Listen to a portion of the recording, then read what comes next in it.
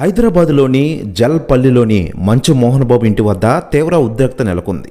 మంచు మనోజ్ను ఇంటి నుంచి వెళ్లిపోవాలని మోహన్ బాబు సూచించడంతో ఆయన తన వస్తువులు తరలించేందుకు 3 భారీ వాహనాలు తీసుకొచ్చారు. ఈ క్రమంలో మనోజ్ దంపతులు మోహన్ బాబు ఇంటికి రాగా సెక్యూరిటీ సిబ్బంది అడ్డుకున్నారు. మనోజ్ వాహనాన్ని గేటు వద్ద నిలిపివేశారు.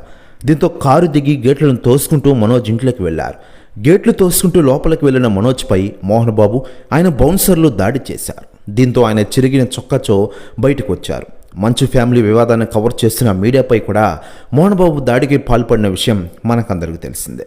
అయితే లేటెస్ట్గా అందుతున్న సమాచారం ప్రకారం ఇదిలా ఉండగా ఈ విషయం ప్రస్తుతం రామ్ చరణ్కి మరియు మెగాస్టార్ చిరంజీవి గారికి ఇప్పటికే మంచు ఫ్యామిలీ చేరవేసిన విషయం తెలిసిందే.